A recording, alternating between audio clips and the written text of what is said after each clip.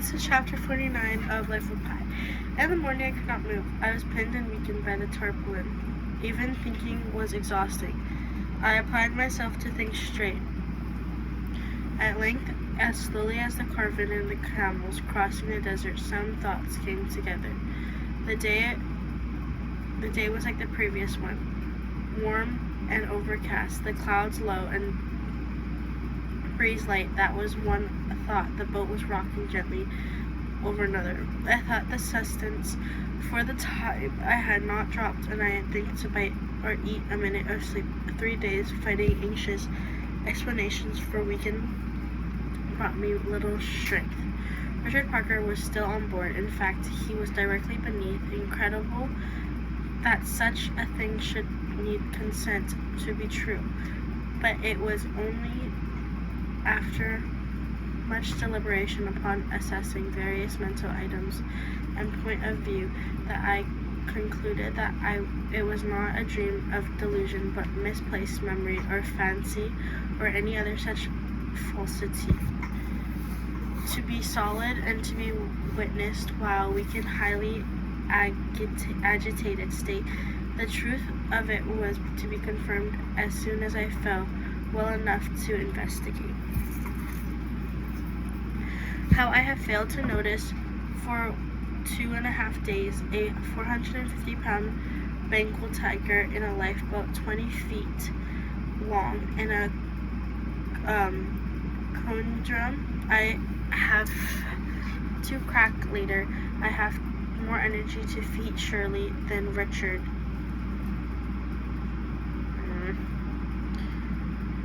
Where was I? Parker, the largest stowaway, proportionally speaking, in the history of the navigation, from tip to the nose, tip to the tail, up over a third length of the ship was he on. You might think I lost all hope at this point. I did, and as a result, I perked up and felt better. I felt better. We would the sports of all time, don't we? Tennis challenger starts strong and soon loses confidence, and his playing champion racks up the games. But in the final set, the challenger has nothing left to lose. He becomes relaxed again, insouciant, daring. Suddenly he playing the devil of the champion must work hard and lose last points. So it was with me. To coop and the hyena seemed remotely possible, but I was obviously unmatched by Richard Parker. That it was only worrying about the tiger abroad. The lifeboat was over, the being settled, nothing to do, something about my parched throat. And so I pushed aside all the Richard Parkers, freshly wept, exploring the fresh water. The diving rod in the mind dipped sharply and sprung gushed water, and I remember that I was on the genuine regulation lifeboat, that such a lifeboat was surely outfitted with supplies.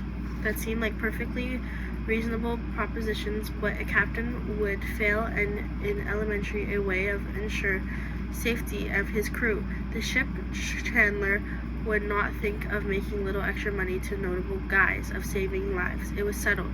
There were water aboard. All I had to do was find it, which meant I had to move. I made it to the middle of the boat, to the edge of the tarpaulin.